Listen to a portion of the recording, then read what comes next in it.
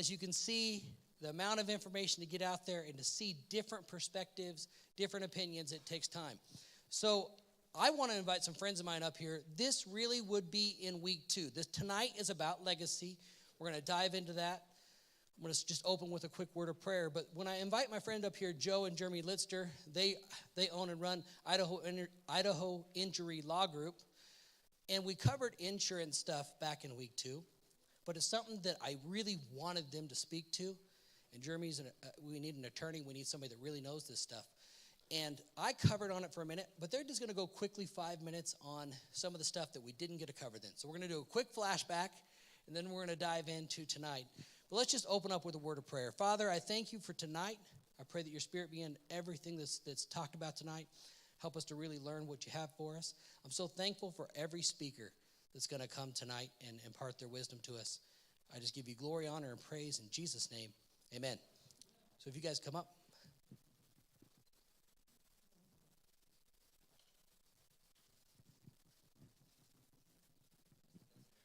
Hi, I'm Joe Litster with my son Jeremy, and we have a personal injury law firm. And my son actually started as a CPA and worked for a big company, and then came to work for my brother, who started Lister Injury Lawyers, and then became Lister Frost. And eventually the Listers and Frost separated, and all the smart people went to Listers. So anyway, but I've been doing this over 20 years. I've helped resolve over 4,000 cases. They brought me on because I was a negotiator, and the attorneys do great in court, but not so good at negotiating sometimes. And so I've seen it all. And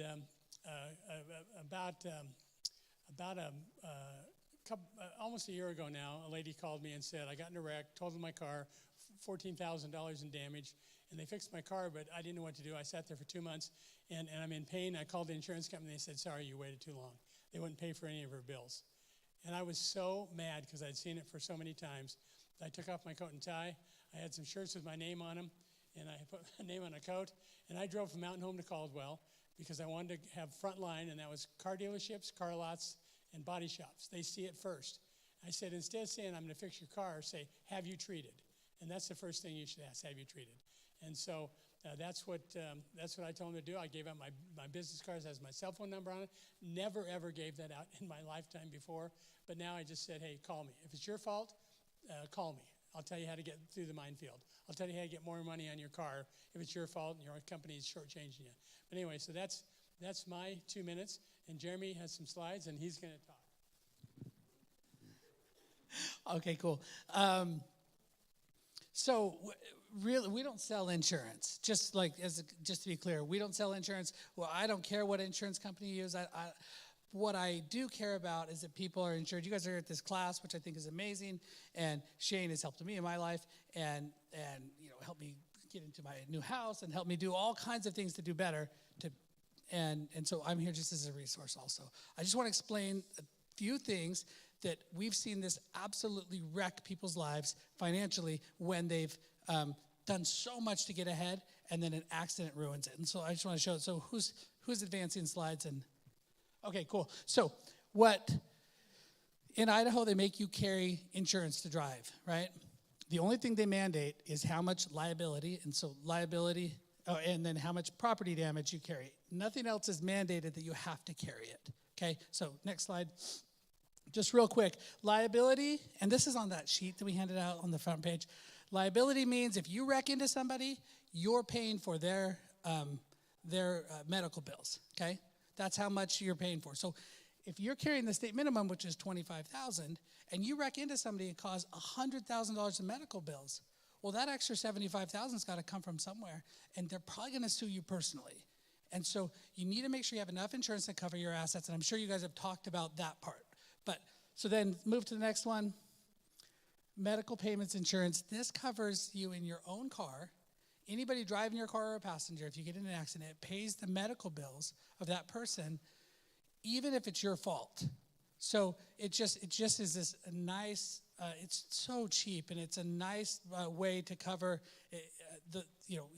I've got $25,000 in insurance of this, but a lot of people carry $3,000 or $5,000 of it because then it covers your deductible there in your health insurance. And so that's just to understand what it is. Go to the next one. Property damage. This protects you if When you hit that other guy's car, it pays for that other guy's car. So, next one. God, people, life. That's it, right?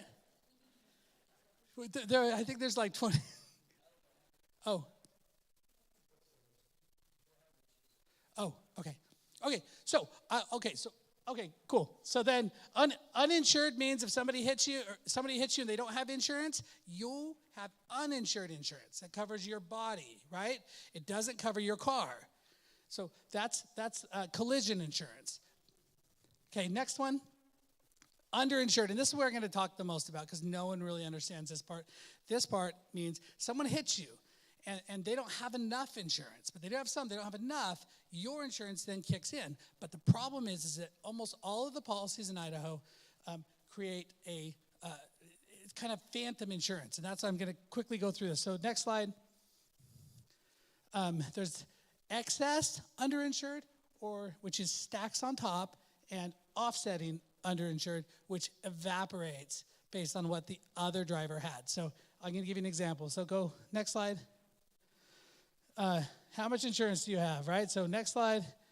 You're driving along. Next slide. See, it's a lot better when I have the clicker. I don't have to say next slide, and it's fun. This guy has $25,000 in insurance, right? And then next slide. You've bought $50,000 in underinsured insurance, right? So how much would you think you have now to cover you for that accident? 75? Someone said 50? Okay, so now this is the difference, right? So next slide. If you have excess or stacking, then you have $75,000, right? I'm going to tell you that I've looked at hundreds of policies. There's only one company at State Farm that carries this that I know of in Idaho. Okay, everybody else is this. Next slide. Same situation. You get hit by someone with $25,000 insurance. Next slide. You have $50,000 in underinsured. Next slide. Now it offsets for the portion that the bad guy driver had. So you still only have $50,000 insurance that's covering you, right? This insurance is so cheap. Okay, it's dollars per month. And you can get $100,000 in coverage or $500,000 in coverage, okay? So just real quick so you can see how to understand your own policy. Next slide. Know the difference, right? Next slide. Here's a policy. This is a Geico policy. It's a minimum limits policy. Next slide. You can see $25,000 that covers, the bodily injury part, right? And then right here, this is the underinsured, only has $25,000. If the other guy hits you, and then you have $25,000, he has $25,000, it's gone, right? So another example, next slide. This is an actual case I just finished. They had $100,000 in underinsured insurance, okay? Next slide. So you can see right here, this is great. So smart. They had $100,000. Well, they had 4 people in the accident. Someone hit them. A drunk driver hit them. Each one of them had $100,000 in bills, so $400,000 in medical bills. And they had $300,000 in insurance. That driver had basically a $300,000 policy. And then this guy had a $300,000 policy for underinsurance, but he had the evaporating kind. He had the offsetting kind. So gone. His insurance was gone, and so he didn't have any coverage from his underinsured. For him to have gone from $100,000 in coverage to $250,000 or $500,000 would have been about $4 a month. It's so cheap to do. Okay, next slide. This is my policy. Next slide. And so you can see that the bodily injury, I'm insured $500,000 if I hit somebody, and then down here, the pink one, underinsured, I've got $250,000 per person, $500,000 per accident. It covers me on top of whatever the other bad guy driver has. And so just know your policy, and that's all I've got. We don't sell insurance. But if you ever have questions about what your policy says, I'll review it for you. Just call Joe or call me. We'll take care of it. Hey, thank you so much. Now, that was micro mini machine fast. That dates me, but when I was a kid, the micro mini machine guy, he would talk so fast. Those are great. Yes, I love that guy. And I tried to be that guy. I try to do it every day. Anyway, Jeremy, thank you so much. Thank you. Look, these guys, I'm so thankful they come. Next time we do this class, I'm going to have them teach a lot more on that. It's very important. So I touched on that stuff if you go back and watch in week 2. But my insurance guy is also here, Gerald Newman, who I've worked with for years and years at Integrity Insurance, and he's here tonight, which I'm thankful for. But next time we're going to take more time on this topic because it's a huge topic. So we had to flash back to it. So thank you. Yeah. Good idea. That's a great idea. So tonight, there's their information back on the table here. If you want more information for them, I trust these guys. They're honest. Joe was here for our last financial peace class. Him and his son have been coming to this class every week. Thank you, Joe, for getting that in. So we got to move on for time's sake. But I am so thrilled with the lineup we have tonight. Tonight's on legacy. And we're really going to dive into what the Bible says about a legacy and what it talks about when, when it comes to our end-of-life planning. Legacy really is that. We'll dive into what legacy means, what a heritage is, what an inheritance is. Tonight we're going to do some planning. We're going to learn some great stuff, but I need to keep on going. Our speaker next that's coming up is my personal financial advisor. I have 2 of them. You've met one of them earlier. Roger Madison and Mitch Poole is my personal financial advisor that I work with, and Darby Hiedemann at Northwestern Mutual Life. Now, Darby, I would like to say, bottom line is I saved one of the best for last for sure. I think this guy's awesome. The way he approaches finance, the way that he does financial planning is what I call holistic. He takes a view from 1,000 feet away and really helps you break it down so simple. You've seen different strategies and different techniques in these different presentations. Some of the guys have taken more of a broad view, and others have taken more of a granular view, got into more detail. And you can tell the difference. I mean, I'll let you decide for yourself. But the reason I had different speakers come and different guys talking about how finances work was that very reason. I believe people are intelligent people in this room. You can make intelligent decisions on how to make financial decisions for the rest of your life.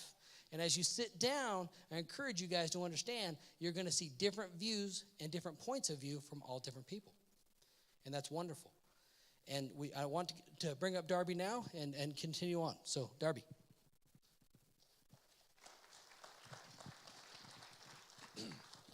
Thank you, Shain. Appreciate it. Really appreciate the opportunity to come talk to you guys tonight.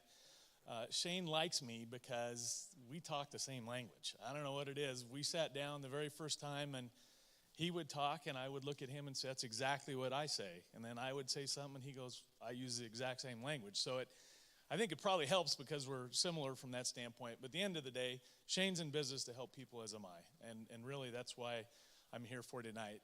For me to just want to give you a little background. I grew up as a farm boy in the Magic Valley many years ago, and was fortunate enough to come up here to Boise and go to Boise State, graduate as a Bronco, which was nice. I then left the state, did some work, and then went and got my MBA because I had this great desire as a kid to be tied to Wall Street. Next thing I know, after I graduated with my MBA, I ended up in New York. So I became a stockbroker for the professional money managers. They called it an institutional equity salesman. And I spent 6 years in New York. Unfortunately, was there during 9/11. But that was a good enough reason for me to leave. So we moved back to the West Coast, and I spent 6 years with Prudential in their investment banking group doing the same job. And so I loved what I did, but what I hated is everything I was doing was accruing to the big corporations. And I really wanted to help individuals instead of helping others. So my wife and I decided to move back to Idaho and started at Northwestern Mutual a little over 14 years ago and have been there ever since. And it's been the best decision of my life. It's a great job and everything I do, but what really satisfies me is the fact that I get to help people. I get to educate people. And what's amazing about what we do is the fact that this isn't a class, surprisingly enough, not a class that gets taught when kids are in high school, right? A basic finance class, learn about simple things that you're going to need to know the rest of your life. No. They teach you about stuff you're never going to see again and throw you to the wolves. And you got to figure out how to do it on your own, right? And then guess what? You have no idea who to go to, where to go. You talk to your friend. They give you some advice. And so it's really a tough way to go. So I've taken the approach of realizing I can't do everything. And Shain is one of my experts that I work with. I like to think of myself as just one of the members of your informal board of directors. Everybody should have an attorney, should have a CPA, should have a financial advisor, a banker, a retirement mortgage specialist, or a mortgage specialist in general. And these are all things that you're going to need in your lifetime. An insurance person, liability insurance. These are all people that will be experts. And if you have them and they can work together, it makes your life a lot easier because you don't have to guess what to do. You can turn to other experts and ask their opinion. So with that being said, let's jump into it. I'm here to talk a little bit about legacy planning, as we've talked about. In general, I'm a financial planner, right? I don't just deal with legacy. That's a part of what I do. But I've been asked to speak to that today. And you're going to see a lot of the financial planning come out in a lot of the other things we discuss. But I want to focus more on that. So I can get next slide, please. So there's a difference between legacy and estate planning in my mind. Estate planning, people tend to think about putting something in place so when I'm no longer on this earth, my assets and my wishes go a certain way, right? And so you do an estate plan or you get a will. It's the process of planning for the transfer of your wealth, right? How do you want to do that? And we'll talk a little bit about wills and trusts in a little bit. But legacy planning to me is a little bit different because it's not just about end of life. It's about getting to end of life. Because guess what? If I get to end of life and I have no assets, what's the use anyway? And that's the biggest issue we're going to see in legacy planning is making sure that what you put in place today is going to give you enough flexibility and options to get through to the future. All right, to deal with the speed bumps that come along in life that we see all the time, whether it's that auto accident, right, that maybe causes a disability, or it causes, some sort of a long-term care event where, people can no longer work or live or need help. It is also estate planning. You do need to plan for the transfer of your wealth, but you also need to plan for protecting your assets while you're alive. You need to plan for figuring out how to maximize your assets, right, if that's your goal. Making sure you've got something there, and then the best method to pass these assets on, because guess what? We're going to talk about tax. I know you guys heard about that last week, I believe, or a couple weeks ago. Tax becomes a very important part of what everybody does, and I'll give you some examples of how that might play out. And I apologize, I don't have a lot of time to talk tonight. I would love to have had more, but I know there's other speakers. So we'll go to the next slide.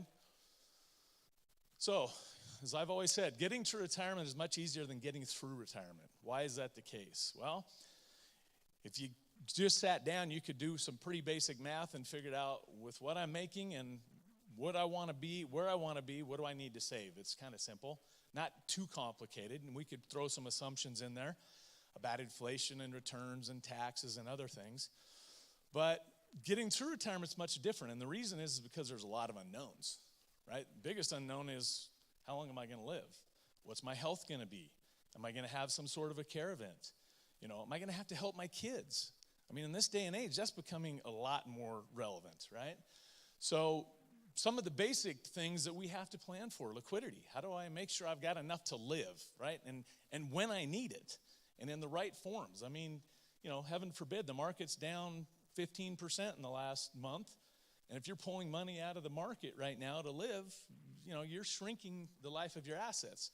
You better make sure you got some liquidity on the side that's not correlated to the market, right? Income needs, making sure that you've got enough.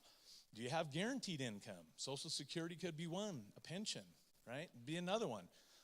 You can create your own personal pension using some annuities that we can talk about later. But making sure you've got income, managing your expenses. I tell everybody, when I'm planning, I try to do worst case scenario planning and assume for the worst, because if the worst happens, I want to make sure they're protected. And if it doesn't, then guess what? You're in better shape. And I've never heard anybody complain because they've been in better shape. So we got to manage those expenses. And the reality is when you retire, most people, when they retire, if they stop working, if that's their definition of retirement, every day's a Saturday, right? And if you're anything like me, that's the day my wife tends to spend all my money. Right? I say my money jokingly. I can say that because she's not here. But we got to figure that out. And by the way, when you're younger in retirement, you're probably going to spend more than when you're older. And so how do we plan for that? Outliving your money. This is the number one risk that people have to worry about. How do you make sure in your life that you don't outlive it? Well, if I only knew how long I was going to live, I could solve that problem, right? So we have to figure that out. Market volatility. We see what's happening with that now, and I didn't bring any specific slides, but I know that Shain has some, and we use some as well, that will implicate what would happen in the event of a down market when you're pulling assets out of the market over your life. What would be the difference versus pulling from something else? Inflation and taxes. Holy cow, whoever thought we'd see 7% inflation again in their lifetime? We're going back to the early 80s since the last time we've seen this. And by the way, 7%'s a big number. And when you're living on a lot, 7% of a big number is a bigger number. So it doesn't get less expensive to live, unfortunately. Healthcare becomes a big issue. The average couple in retirement is going to spend $250,000. That's not a small amount of money, so we got to make sure we can plan for that. Long-term care. 70% of people in retirement are going to have a long-term care event. And realistically, for a lot of people, depending on the severity of that long-term care event, it's like 2008 happening all over again with the stock market. When you have no income and your dollars are going out the door because of the care, it's just a massive burn rate with regard to your assets. And before you know it, you have none. So how do you protect your family? How do you keep from having that wealth transfer? Which unfortunately, the baby boomer generation is finding out right now is going to be the largest wealth transfer. Unfortunately, it's not going to be from them to us. It's going to be from them to some care facility. And we see it all over this town. So we got to protect against that so that ultimately we have a legacy. Okay, next slide. Now, why do I say the unknown here? The reality is I highlighted outliving your money. When you consider the fact, this is a slide that I pulled up, the blue line represents the probability of life expectancy for somebody that's a male. The red line is a female. And the green line is combined, the statistical probability of how long somebody could live. So if you figured the fact that a couple at 65 years old has a 40% chance that one of you will make it to 90 and a 25% chance one of you will make it to 95. When you have to start planning for the fact that if you retire at 65, you got 30 more years of retirement potentially that you have to factor in. This is the biggest risk we see. And amazingly, what I have found over time is that a lot of people that I've worked with that are in retirement and subsequently passed end up with a lot of money that they pass to their kids, which is great. But they don't pass it to their kids because they want to necessarily. They pass it to their kids because they're afraid to spend it down, because if the market goes down, they know if they spend it down, they're going to lose it. So they don't live on as much. So there's studies out there that show the more guaranteed income somebody has, Social Security and pensions and annuity income, right? The things that are guaranteed that you can't outlive, the better people live. If I know I have got $10,000 a month coming in the door versus $2,000 and my lifestyle's 12, well, I guess I'm going to live much better, right, if I was 10. I don't, 5, pick a number, I don't care. Whatever that number is, right, and I'm talking inflation, by the way, and I'm still got a ways to go. But use 5, right, or whatever that number is. If I've got a higher percentage of that that's guaranteed, I'm going to live on most of it because I know it's coming every day. But if I've got a smaller portion, I may be afraid to spend it down for fear that if I do, I may outlive it. So this just highlights the risk of that. Okay, next slide. So the reality is we need to all understand our current situation, right, and what our capabilities are going to be going forward. And we need to do a serious self-assessment, right? We need to understand the age at which we want to plan to. You know, we're doing more planning with people living to 95 and 100 than I've ever done because they're living that long. We need to understand what your assets are, what we have available. Your debts, how do we make sure we cover those? You know, in retirement, if you've got debt, that can be difficult in a fixed income world. I heard Mitch, I think, talk about the other day the fact that CDs pay nothing right now. So if you're in a fixed income world, you're not earning a whole lot, right? And so all you've got is principal. Income. What's the best way to structure income in retirement, right? This is a big, big question because taxes and inflation could be a big part of that, right? We just talked about guaranteed versus non-guaranteed income. Variable versus fixed. We need to understand what our assessment of our comfort with risk is. What we see too often is people that haven't saved enough get to retirement or approaching retirement. What's the first thing they do to try to get to where they need to be? Well, generally, it's not save more, because if they could, they probably would have been doing that. So they take on more risk. And especially the last few years, that's been easy to do. But guess what? If you've done that now, you're wishing you hadn't. I met with a gentleman yesterday, 65-year-old, gentleman that had saved a pretty sizable amount of money, and he had another advisor he hadn't talked to in years. He had a moderate growth definition on his statement, and we looked at his assets, and he was 100% equity. This guy's 65 years old in retirement. That's not exactly appropriate. And heaven forbid that there be a major downturn. He's got big problems. He doesn't have time to make that up. So we need to protect against that. And taxes, right? There's a couple of them. Some people in the room may only have to deal with income taxes. Some people, the risk of estate taxes is very real. Right now, you're looking at $12 million each, approaching $12 million each. That's $24 million of estate. If you don't have that, you're fine. The government isn't going to take your money. But as of the end of 2025, that rolls back to 5. And we were one vote away last year from that being cut to $3 million per person. So in this world we live in, depending on where you live, your house, and other assets, it may not be difficult to surpass $6 million. And then guess what? Uncle Sam comes knocking for 40%.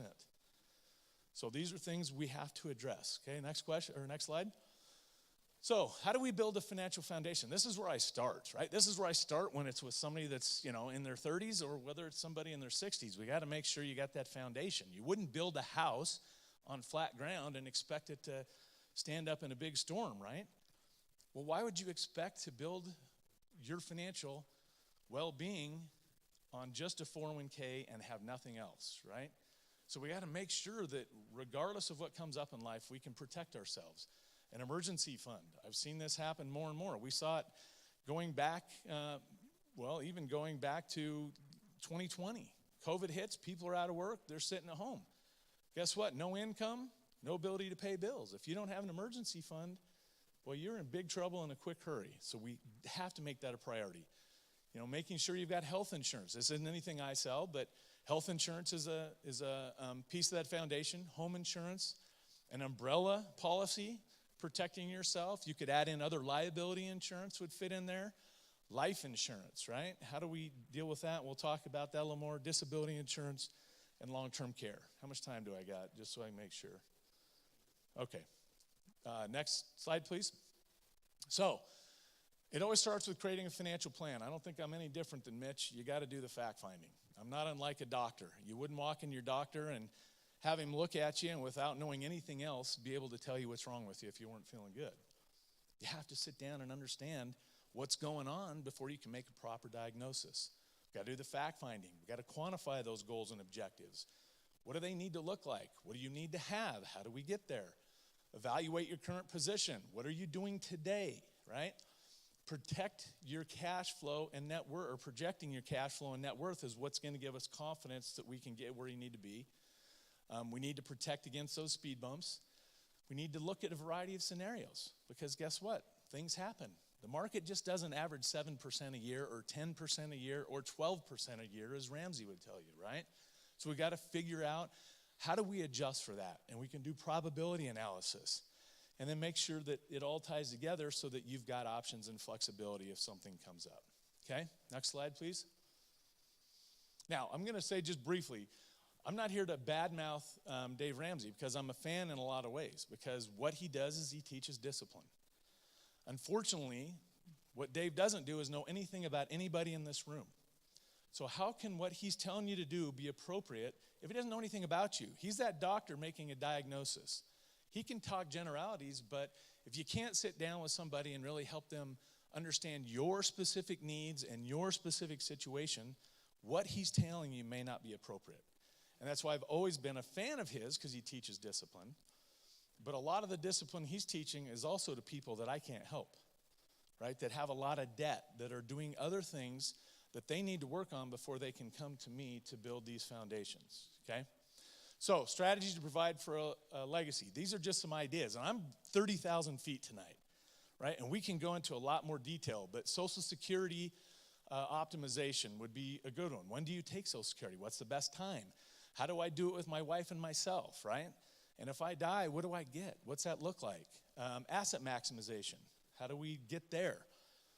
Do I keep a bucket of money that's safe in cash and invest the rest aggressively? Do I do an income annuity to provide guaranteed income and invest aggressively other ways? Do I spread my my dollars around to different buckets, right? This is how I look at it. Tax minimization. I want to give the government the least amount possible.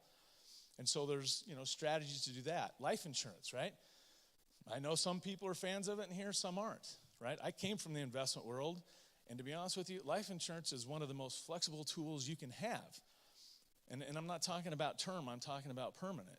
There's a place for it for some people, and it's not for others. And I'm not suggesting it's the right tool for everybody, but it can provide some real benefits to a lot of people. If I could put you in something that provides fixed income plus or better returns, that's safe and accessible, that can be that emergency fund and allow me to invest more aggressively over here, and at the end still provide me a tax-deferred or a tax-free legacy to my kids, there's all sorts of ways that I can use that, right?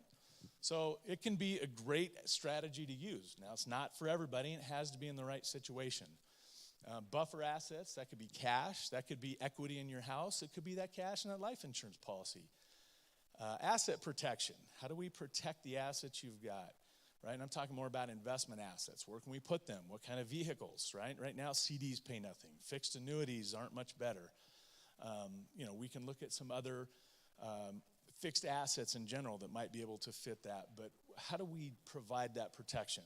Risk assessment, understanding risk. This is the biggest problem. I deal with a lot of people in retirement plans, and surprisingly enough, a lot of them are not anywhere close to understanding where they're going to be at retirement and what risk they have.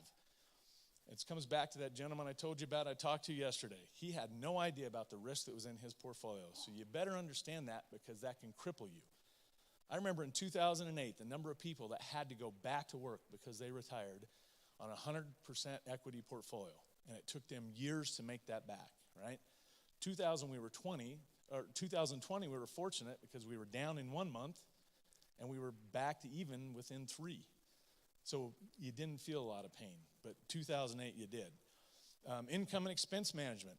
What's the best way to do this, right? A lot of times we'll like to match your fixed expenses with your fixed income, and discretionary expenses we match with more of a variable income source. So guess what? That trip you're going to take this year, if the market's down 20%, you don't take it. You don't buy that new car right now. I'm going to hold off until things come back. It's just easy strategies like these that you need to think about. And then long-term care. Like I said, I'm passionate about that because I've seen it happen and I've seen it devastate families. So these are all things to consider. So, in general, I would say this. The average person is going to have 7 advisors during their working life and 1 advisor in retirement if they do it right. And the reason they have 1 is because if they get that plan in place and it's going to fit their needs, they don't need anybody else. So that's what's critical, right? Getting to retirement's much easier than getting through. And that's why we do the analysis. So, you want somebody's going to be a good listener. What is your situation? How can I help you? What are you trying to accomplish? That's what we want to figure out. They provide an education, right? I sell insurance, I sell investments, but I don't consider myself a salesman. I'm an educator, right? As Shain said earlier, if I give my clients good information, they can make good decisions because I think they're generally smart. And if I can educate them properly, they can definitely do it. They give you guidance that's going to be appropriate to you. They can be that sounding board, right? With a lot of these retirement plan participants, I tell them all the time, when the market goes south and you're wanting to sell because you're afraid, call me and let me talk you off that cliff. Let's talk financial theory instead of emotional investing, right? Because that's what tends to happen. When things are going up, everybody wants to jump on board and they're happy to buy high. But man, when it crashes, there's no bottom that they can see. They'll sell in a heartbeat. That is exactly the opposite way of how you're going to make money, okay? Somebody's got some experience. Designations behind their name would be one way to highlight that. Maybe some gray hair. That could help, right? Maybe his job's put the gray hair on me, but that's all right. Provides options and flexibility. I talk about that all the time. Shain works in that world. He provides options and flexibility. And then has some sort of fiduciary protection, can act on your behalf, right? They have to legally act on your behalf. So these are all things to look at when you're talking about wanting to work with a qualified advisor. Next slide. So, as I said, you want to surround yourself with high-quality people that can help you, right? Not just a financial advisor, but tie in that CPA, bring in that attorney. And a lot of times I'll tell my clients, before I make a recommendation or anything, I need to talk to your CPA.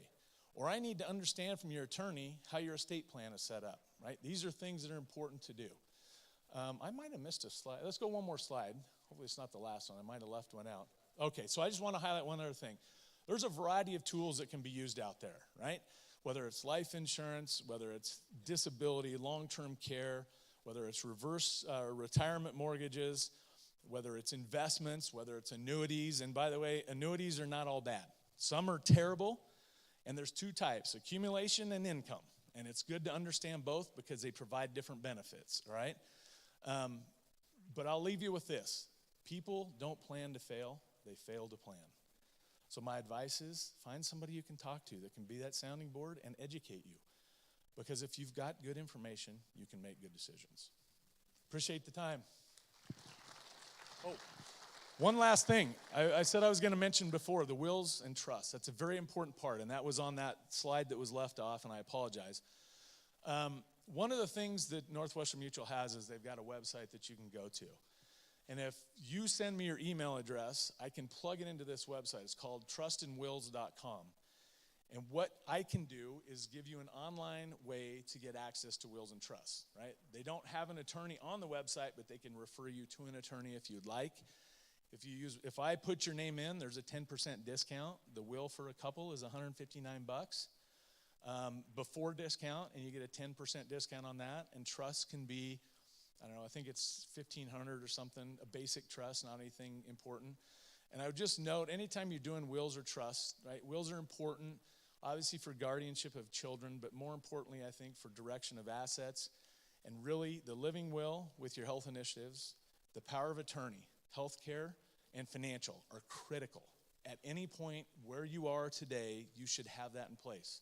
Should you ever become incapacitated, it sometimes can be very difficult to get somebody to act on your behalf when you have to go to a court or a judge first to get access to assets or other things. So I apologize I missed that slide, but I do appreciate the time, and I'll get it back to Shane. Thank you. So that couldn't be a better segue than what we have coming right now. We have an attorney that I'm so thankful for. And, you know, Kent Owings got Steve to come talk to us tonight from Capital City Law, which I think is just awesome. Kent, I probably learned personally more from a lot of Kent's presentation than the other advisors. For one, I've seen the other advisors' presentations a lot. I know these guys, but Kent got into stuff that I'm totally geeking out on. I mean, it was in depth. It was, and I liked it. I didn't coach Kent on what to do, but I've had feedback from a few people that said, "Hey, man, I didn't understand all that," and that's okay. That's what's cool about it.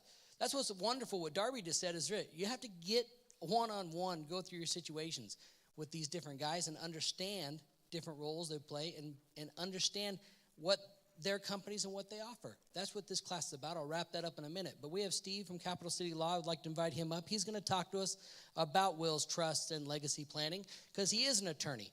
What Darby alluded to there is a very inexpensive way to go. Steve could talk to that if he wants, but we all need an attorney. I have an attorney. I've set up my trust, and I just thank you, Steve, for coming.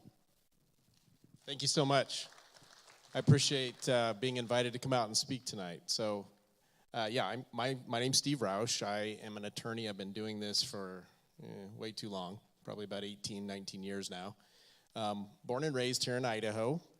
And Kent and I work, he's in the same office building, and so he reached out and said, "Hey, Steve, they're talking about legacy planning, they're talking about estate planning.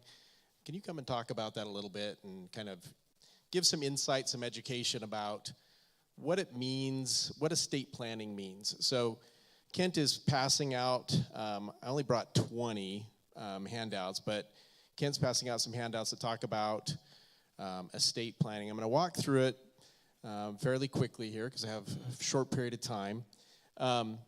So with a raise of hands, who in here has done an estate plan? Okay.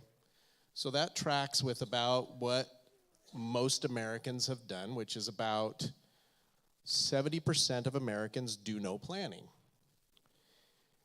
What that means is that they've just not had an opportunity, or they don't want to think about it, right? Most of us don't want to think about the potential that sometime in our life we're not going to be here in this life anymore. And so most people just avoid it. They just don't want to even think about it. But it's so critically important to do your estate plan because what you're dealing with is you're deciding what to do with your stuff. So when we talk about a legacy, what we're talking about is passing down our stuff to our families, making sure that what we have in personal assets, in investment assets, and cash assets, and real property gets down to our family. But it's also more than that. It's about passing on those values that we've created in our life that we want to make sure go down to our families. And so an estate plan, if it's done correctly, does more than just deal with assets. It passes down what your legacy is, what your beliefs are, what you want your family to know about you, and what you want your family to pass on. So when we talk about estate planning, it breaks out into two broad categories. Because really what we're dealing with when we're dealing with the documents is, what do we do with our stuff? So it breaks out into assets that are subject to a probate. So who knows what probate is? Okay. Probate is the judicial proceeding or administrative proceeding we go through when somebody dies to clear title, make sure that the assets get from the deceased person down to their family. Okay? So assets break into probate assets, and then there are assets that are non-probate assets. Okay? Probate assets tend to be our real property, so our home, any land you own, your personal property, your vehicles, okay? Your bank accounts, if they're just in your name, your investment accounts, like a brokerage account, if it's just in your name, okay? Gold, silver, guns, jewelry, all that stuff is what's subject to a probate. Now, if you've done no planning, there's a very basic provision within the Idaho Code. And it's actually provisions that were adopted 500 years ago, okay? Because we follow the old English descent and distribution schedules. We say, hey, if you die and you've done no planning, everything's going to go to your spouse if you have one. If you don't have a spouse, everything's going to go to your kids equally, grandkids, great-grandkids. Or if you don't have anybody down that way, it's going to go back up to your parents, out to your siblings, nieces, and nephews.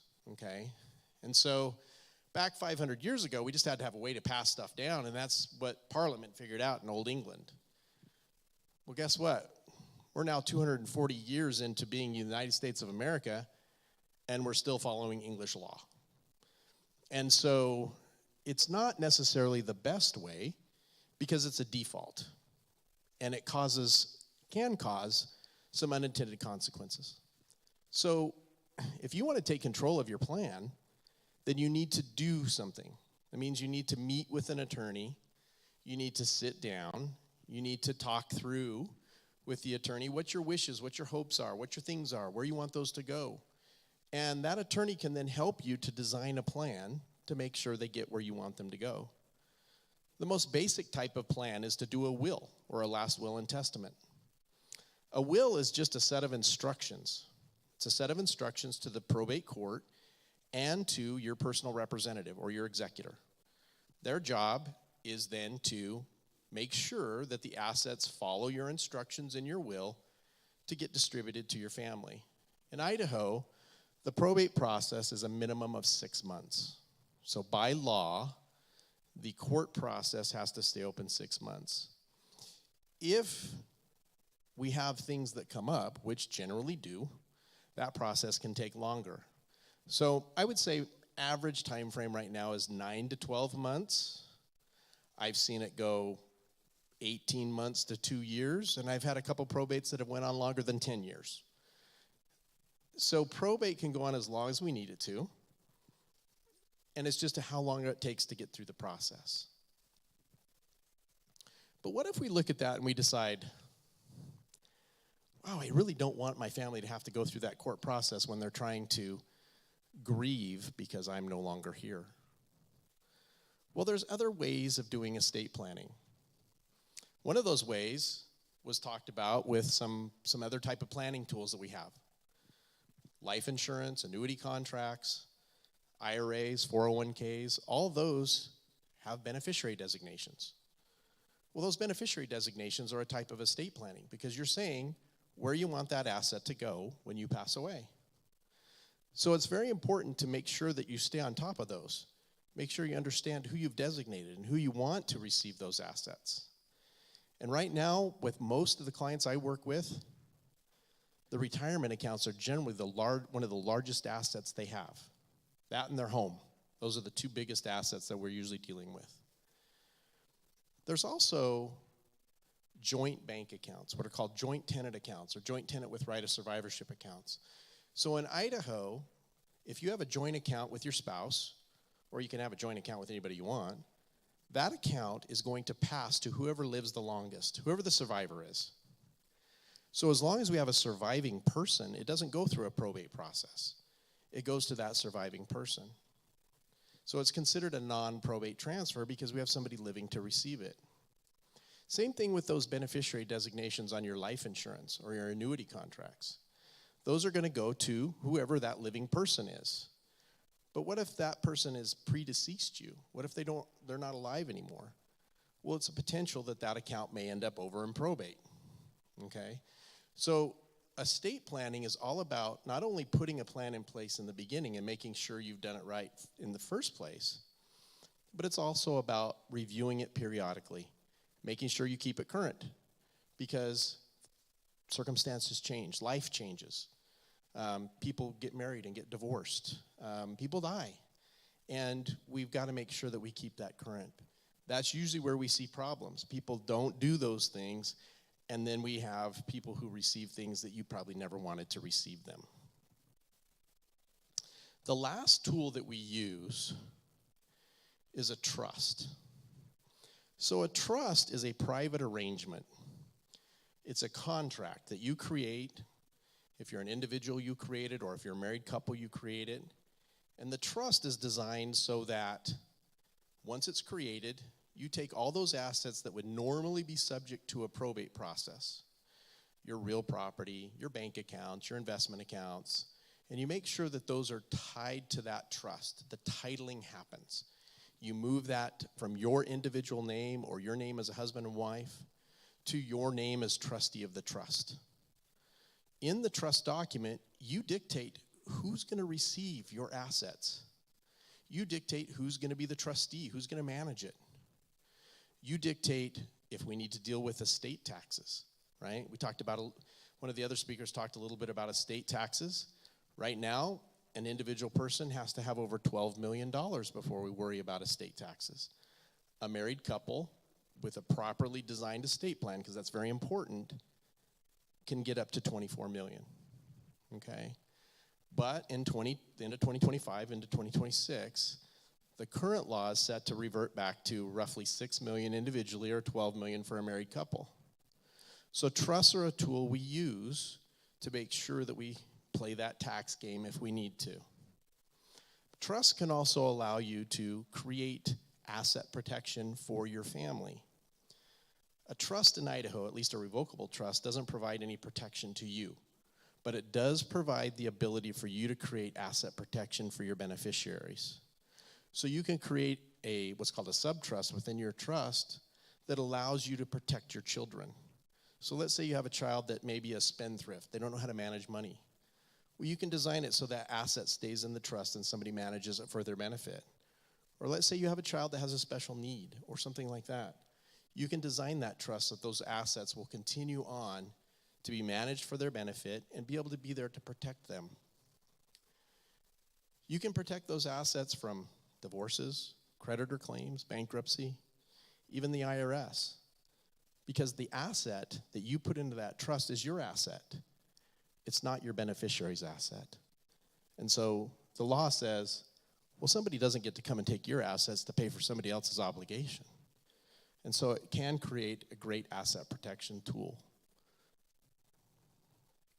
Estate planning is really about trying to figure out what you want to do with your assets. But it's about establishing a way to pass that legacy.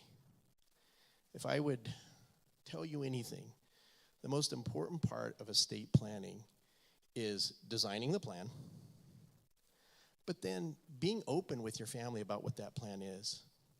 Because money and the prospect of receiving money changes people, okay? And I've seen families do the most wonderful things for each other. And I've seen families do things to each other that I wouldn't wish on my worst enemy. But it's because of the way that the plan was designed and the way the plan was communicated. So whenever you're doing an estate plan, sit down with an attorney, do it correctly, and then be open with your family about what it is and how you want them to be able to pass on that legacy. Thank you for letting me come out and speak with you tonight. Sorry if that was so short. I appreciate you. Thank you, Steve. And Steve, I need to get with you, me and my wife personally. I want to get your information. My attorney has retired, and we need some updates to our trust. So that's another thing. I'm sure Steve could have given us a ton of information, but because of time's sake, we got to continue on. The next speaker is Dara Rae. I'm going to let her, for time's sake, introduce herself and all she does. I love her. I could talk about her for a half hour. Dara Rae. Thank you, Shane. So it's a good thing. He does talk about me too long sometimes. So good evening, and I am really delighted to be the final speaker before the wrap-up. And I have some letters behind my name, and I have credentials. I have an MBA. I'm a certified senior advisor. I'm still a working professional, and I consult with families on managing the business of life. And I am here to talk to you tonight about what you need to do once you've got all of this magical thing, all these things that you've heard about, financial planning and insurance, and all of this that you've learned for 6 weeks. How do you keep track of it all? And how do you make sure that you have the information you need when you go to your financial advisor, when you go to your CPA, when you go to your lawyer, so that they know what you need, so that you can share the information that will help them help you get the best financial plan, help you get the best insurance that you need for your family and your legacy. So that's what we're going to talk about tonight. Go ahead, next slide, please. So I'm going to start this with a question. If you got the emergency phone call today, would you have the information you need to respond? Could be family information, could be household information, could be health information, could be financial information, legal information. Would you have it? And I'm going to pause because y'all been sitting there. Got to make sure you're awake. What might you need? I would just call it out. Birth certificate. There's one. What else? Insurance policies. Advance directive. Thank you very much. I heard that one. And by the way, advance directives aren't only for old people, right? You have a college student, age 18, gone to school. Please make sure you have an advance directive for them. The last thing you want to do is get the phone call that you've got someone lying in the hospital unconscious and have to prove that you get to make the decision. Have the paperwork, okay? These are the types of things you need. And I'm going to flash up a slide now that's going to make your head spin. I don't want you to panic, okay? But this is what we're talking about. We're talking about family information, household information, health information, financial and legal information. And under every single one of those, 30 some odd categories, there's hundreds of pieces of data and tens or hundreds of documents. What the heck? How is it possible that you're going to talk to your financial advisor and your legal counsel and your CPA and get this all right if you don't have a way to get it all together and simplify the business of your life? Next slide. And aside from just making it easier, I am here to tell you that having the right information at the right time and in the right place will save you time, it will save you money, it will save you frustration. And in some circumstances, it will save your life. I'm not exaggerating. Seriously, it will save your life. So what the heck do you do now that I've totally freaked you out and you're all trying to go, oh my God, what do I do? And where are my files? And oh my, paper, what do I do? Well, we're going to talk about it. And I want to talk about why it's so hard and why it's getting harder and why it's really important for you to think about this. First reason it's so hard is because we're going through this thing called a digital transformation. And all of our advisors and our service providers and our health providers, they're going and creating this digital web that makes it possible for them to get to your information easier. Doesn't necessarily make it possible easier for you. Means you have to manage more passwords. You need to make sure you have the permissions. You need to make sure you can get to the information you need when you need it. I used to be able to call and make an appointment for my dog by picking up the phone and calling. Now I have to log in and know my dog's password. I mean, I'm not kidding. Okay? So this digital transformation is putting more burden on us to get our junk together, right? We got to have our stuff.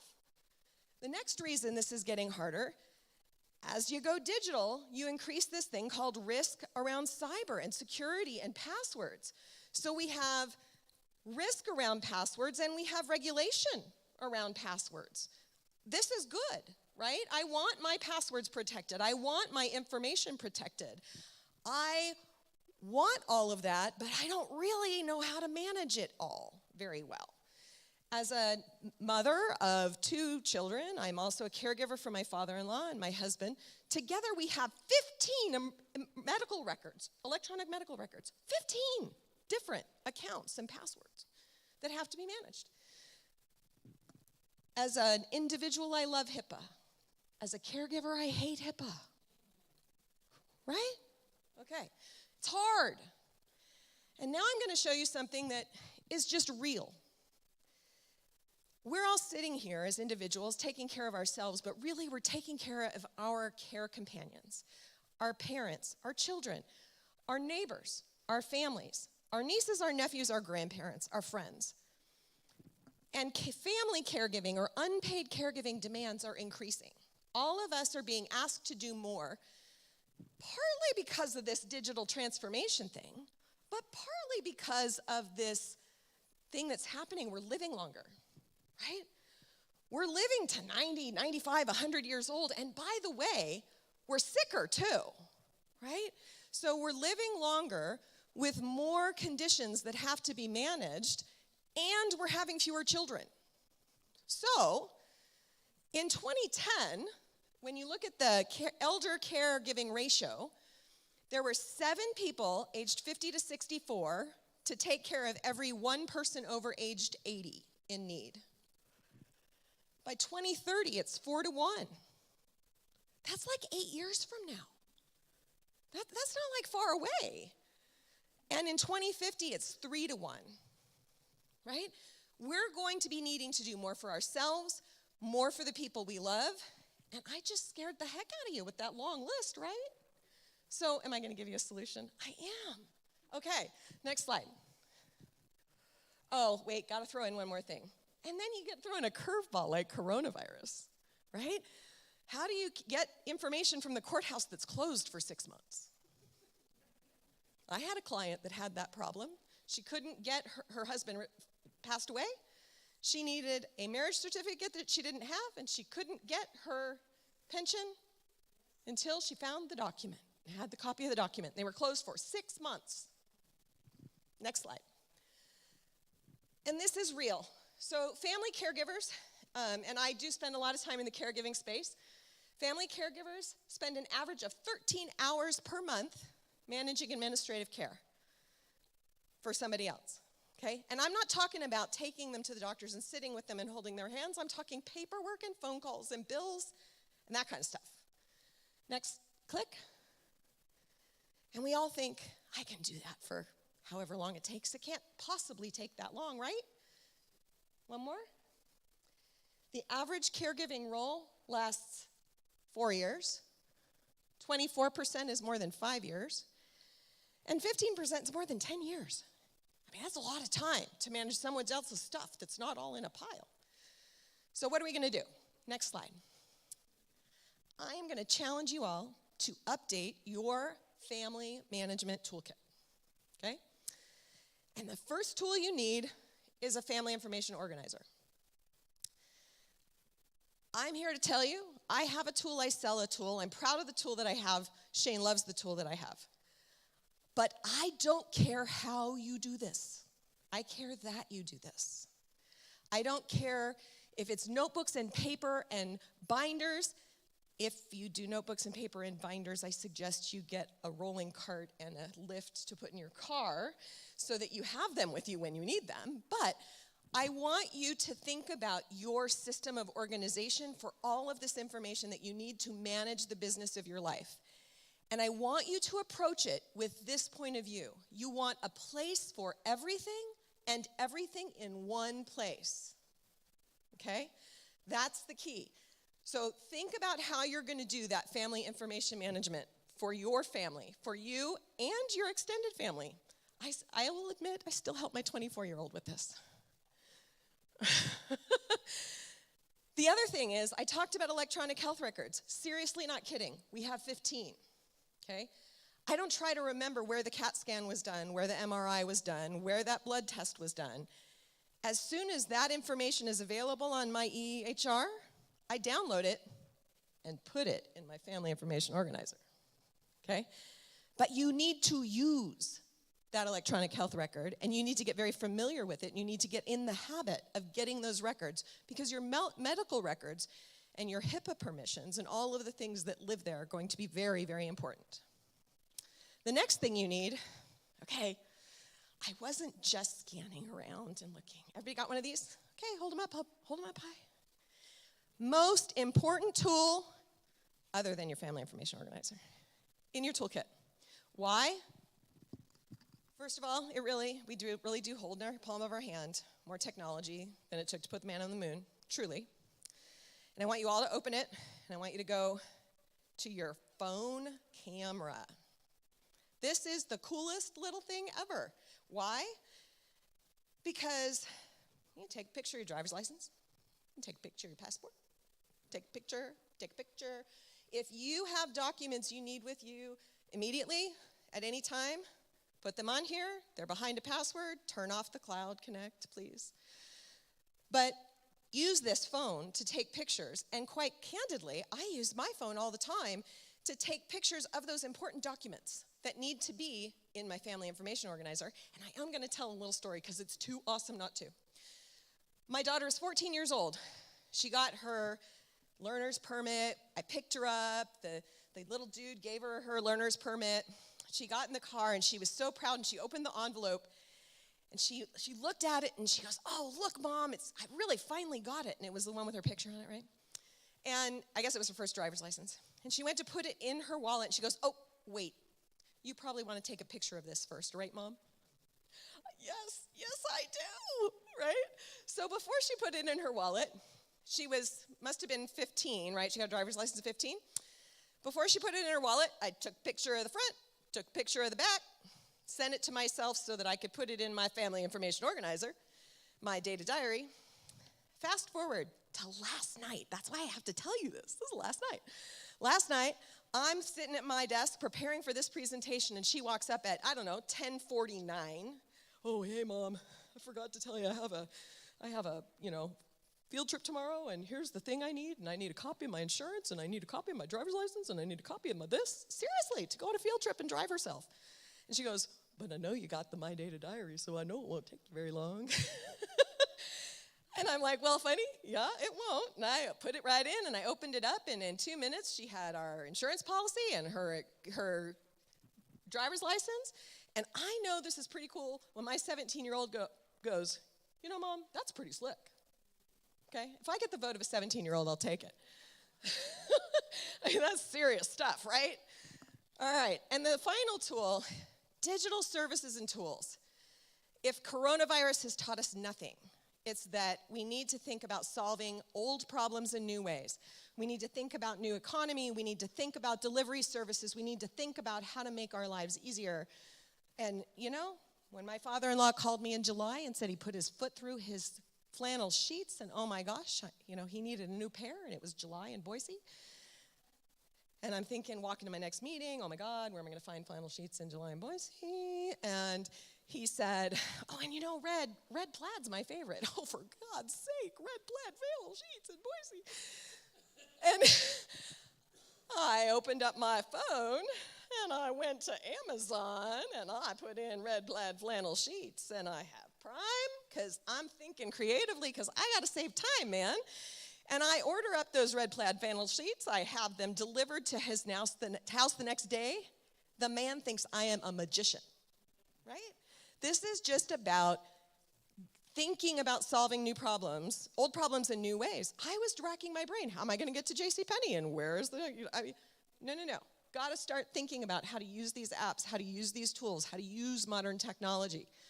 Because we cannot become analog refugees in a digital world.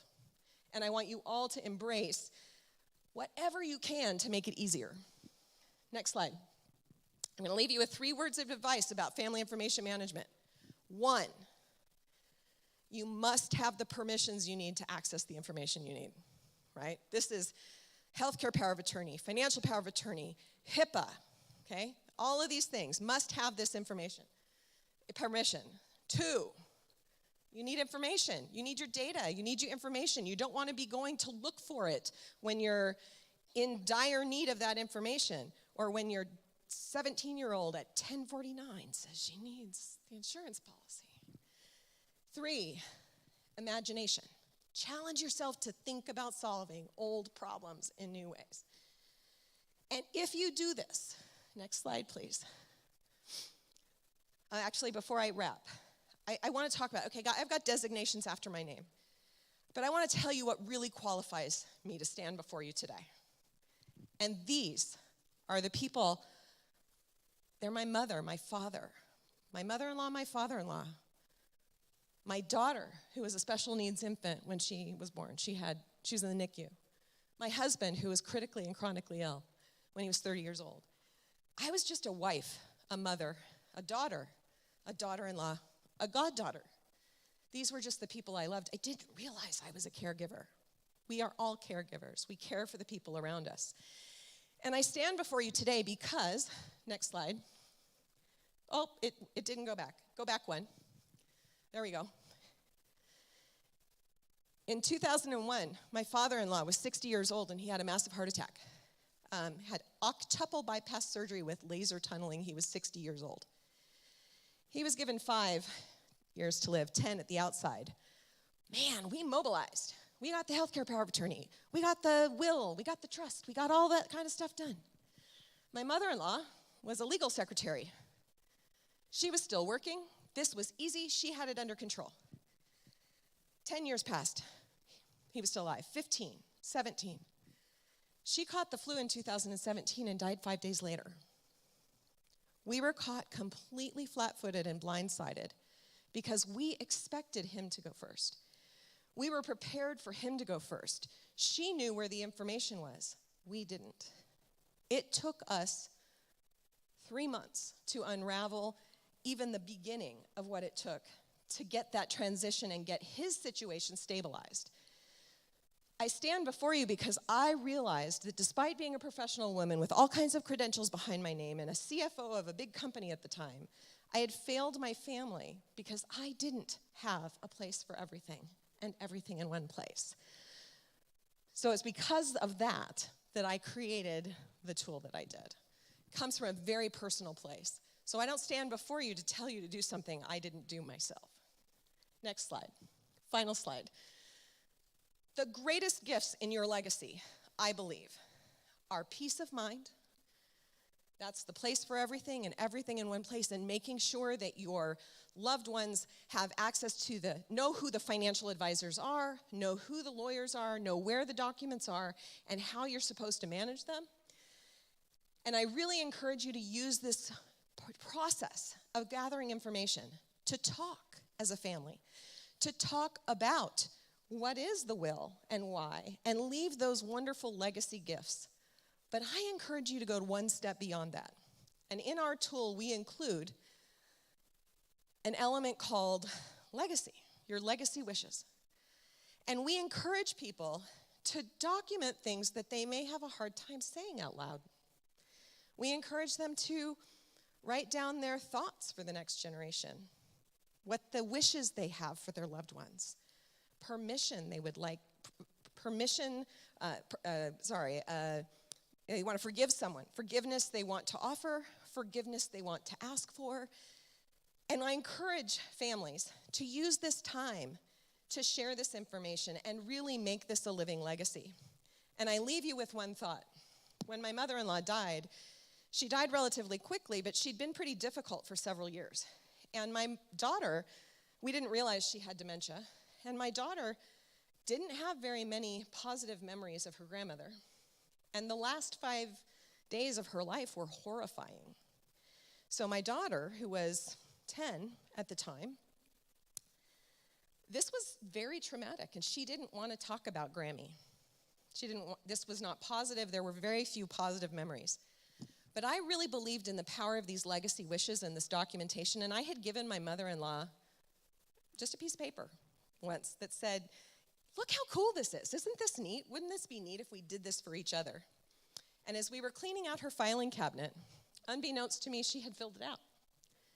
And I found, and I'm going to cry, because I found these little legacy notes that she had written and the things that she loved most about my children. And that moment of sharing that with my daughter erased those last memories she had. And now her final memory of her grandmother is this wonderful legacy wish. So that's what I wish for all of you, is that you put a place for everything and everything in one place, including your legacy wishes. I love you.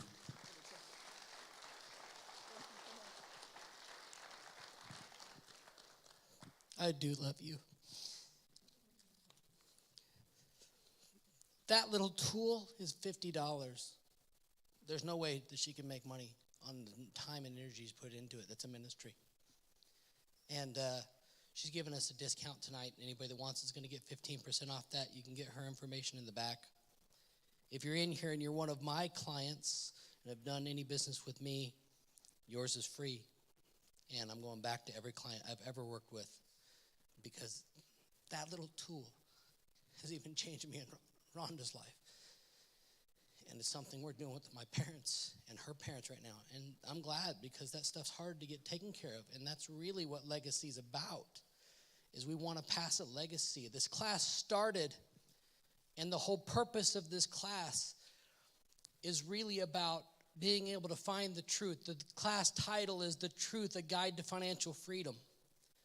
This class was birthed out of teaching Dave Ramsey's class for so many years and just seeing that there's so many things taught in that class that aren't necessarily true.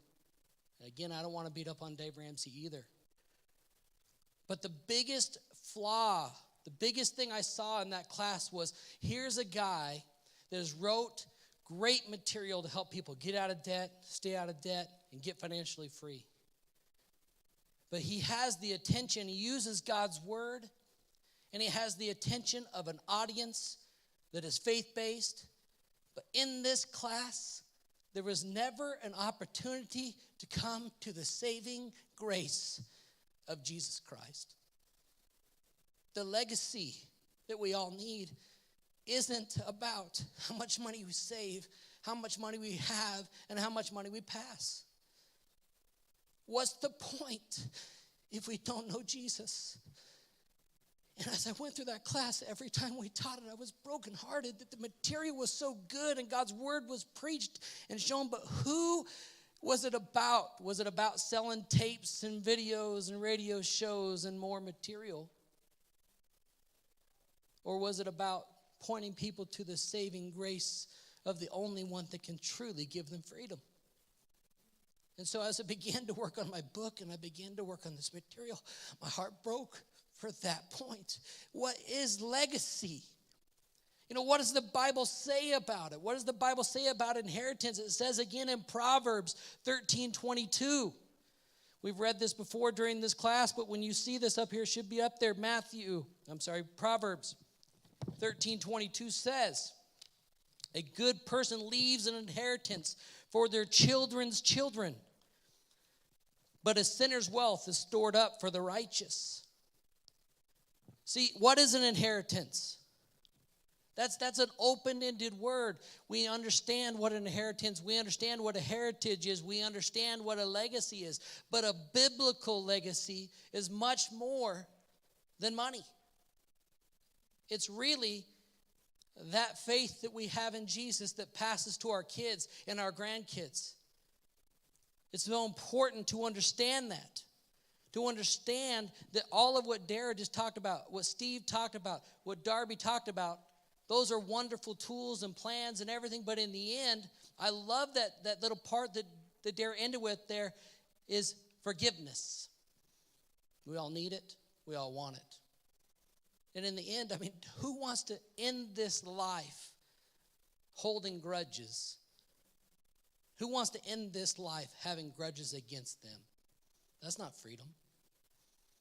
The Bible's clear about it, that it's not freedom. The Bible's clear about how we're supposed to handle that. And we go read right here in Matthew 6, 14 and 15, it says, "For if you give other people when they sin against you, your heavenly Father will also forgive you.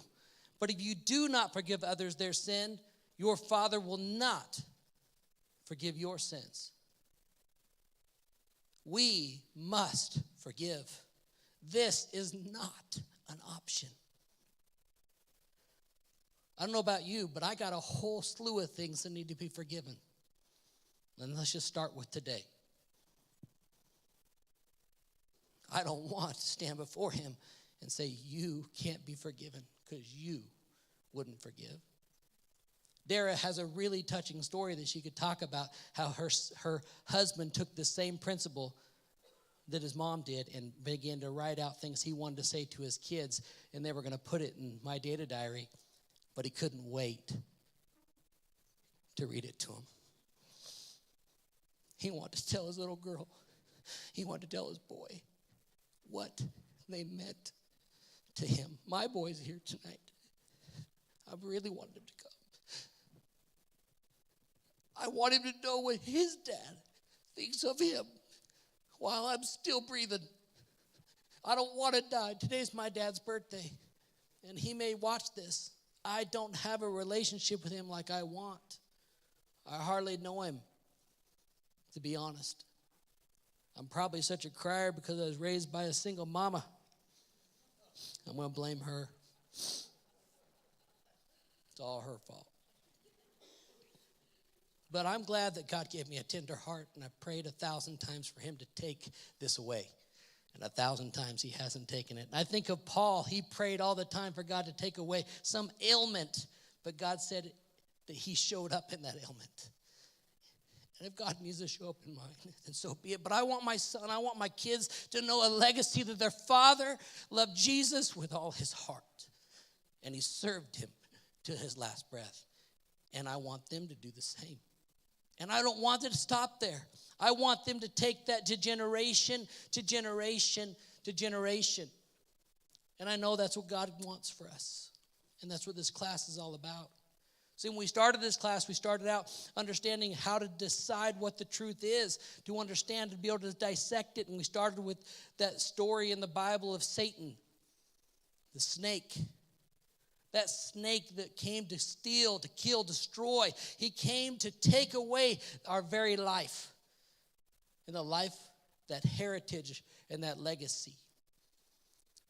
But God had a plan. He had a plan from the very beginning. That plan was to redeem us for the mistake we made. When Adam and Eve ate from the garden, from the fruit, immediately the Lord showed up on the scene, and he said, I got a plan. My son is going to come, and he's going to smash that snake's head, and I will redeem you. But to understand all of this, we need to understand how God views all of this financial stuff, all of this legacy, all of this stuff we've been talking about. It says again here in Matthew 6, 19 through 21, do not store up for yourselves treasures on this earth where moth and vermin destroy and where thieves break in to steal, but store up for yourself treasures in heaven where moth and vermin do not destroy and where thieves do not break in and steal. For where your treasure is, there your heart will be also. In this room, Dara just had us hold up our phones. And I can tell you right now, if we want to meet and every person in here shows me your day planner, show me your checkbook, I will show you your heart. It's that simple. Show me where you're spending your time.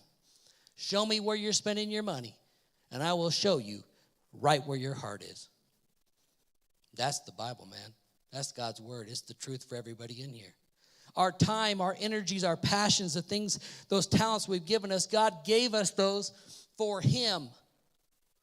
And our thoughts, our mind should be upon him. He says to love the Lord your God with all your heart, with all your mind, with all your soul. And love your neighbor as yourself. These two things right here, there are no law against them. All of God's law is wrapped up in those two things. It's not wrapped up in our money and our legacy and our retirement. See, it says in Mark 8:34 through 38, then he called the crowd to him along with his disciples, and he said, whoever wants to be my disciple must deny themselves, take up their cross and follow me. For whoever wants to save their life will lose it. Whoever wants to lose their life for me, for the gospel, will save it. What good is it for someone to gain the whole world, yet forfeit their soul? Or what can anyone give in exchange for their soul? If anyone is ashamed of me and my words in this adulterous and sinful generation, the Son of Man will be ashamed of them when he comes in his Father's glory with his holy angels. What? We're missing the boat in America and all over the world. We're caught up in things that want us to sell our soul. We're selling it so cheap. We're selling it for things that are warped and twisted, like pornography. Just simply lying. Lying is so easy. There's so many things we sell so cheap. See, the devil can't create anything. God's the creator. He warps and twists things. God made sex. It's beautiful and wonderful. But the devil warps it. We get things like pornography. See, the God made music. It's beautiful. It's wonderful. It's awesome. But like I've said before, when the devil warps it, that's why we get things like country music. Okay? Understand that we have to understand the devil, he's trying to warp us, take us off the path. That's his whole purpose. And he does it with little bits of truth, but not the truth. Because there is only one truth, and his name is Jesus, and he came to set you free.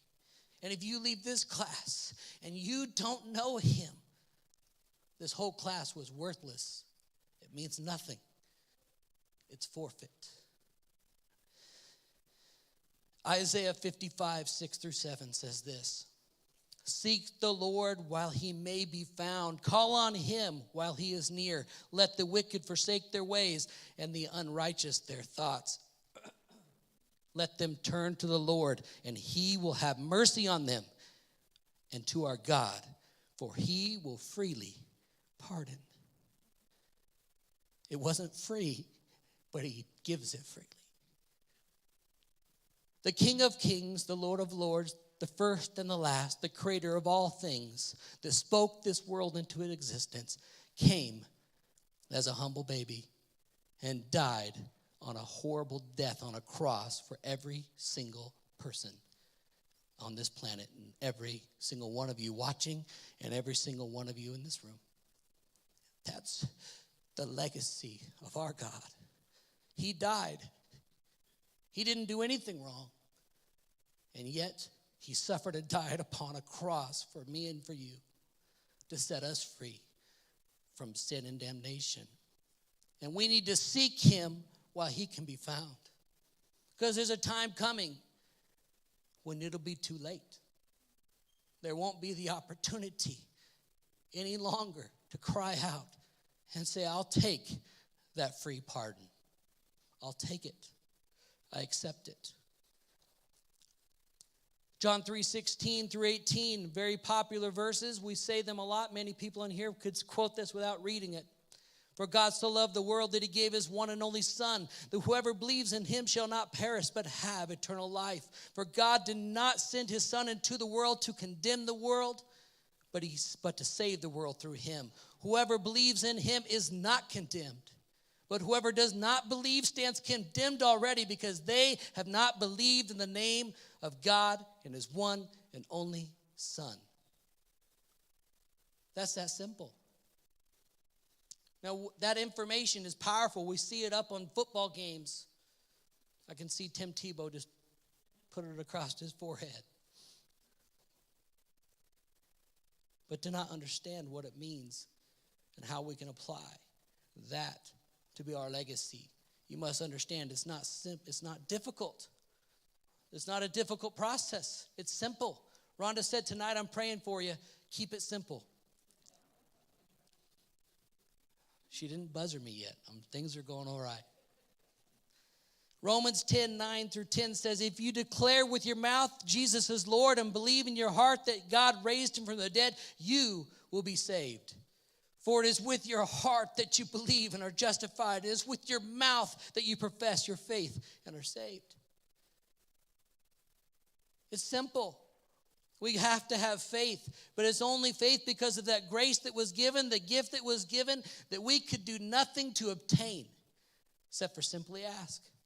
And that faith that we have in Jesus, that he is the Son of God, we profess with our mouth that he is Lord. Believe on him, and we will be saved.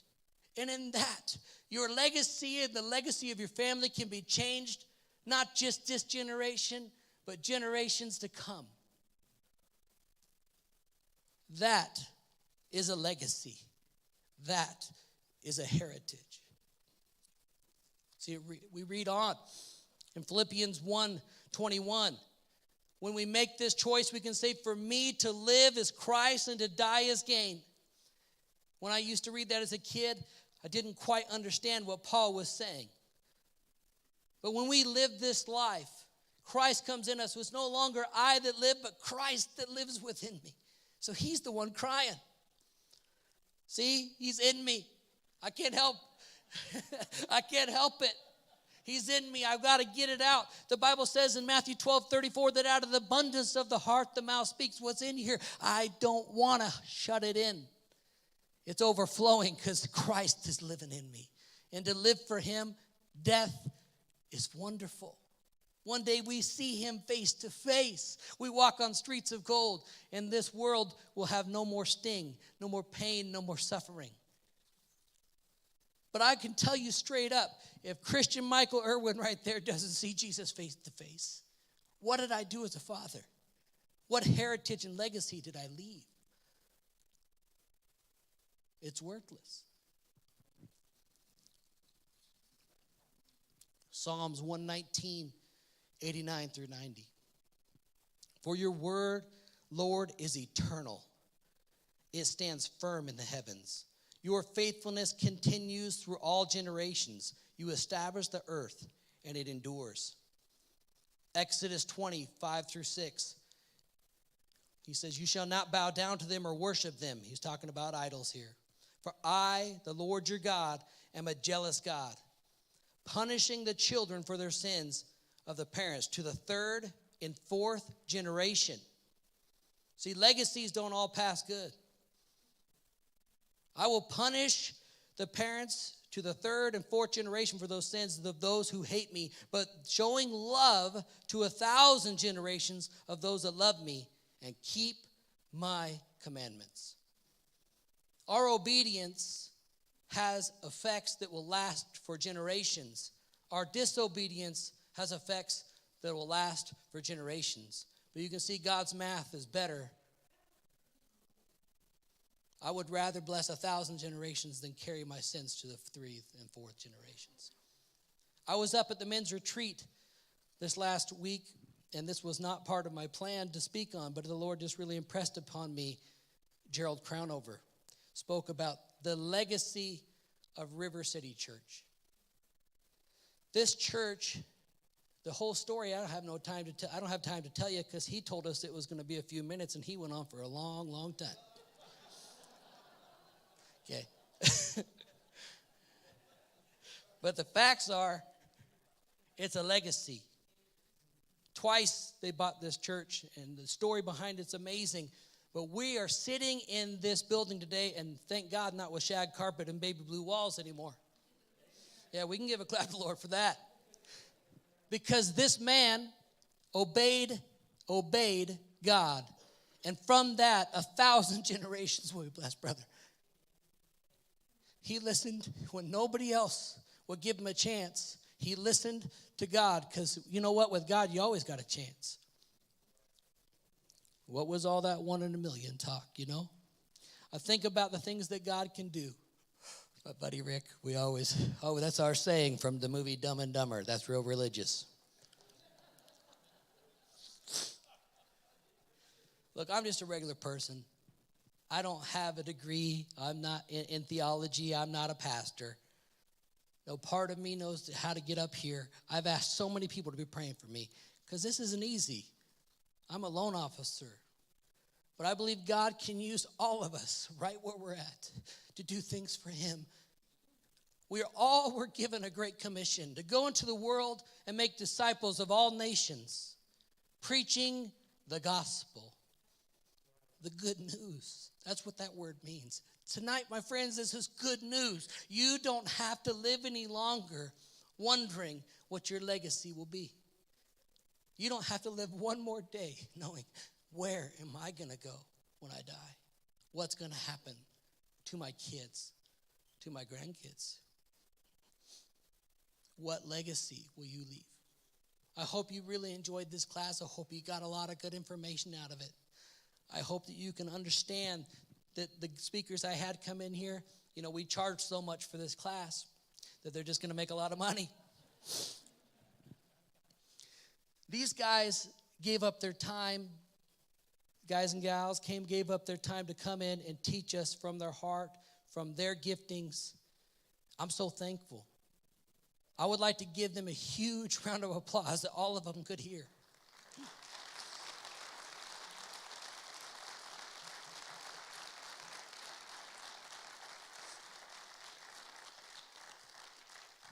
See, not one of them looked at what's in it for them.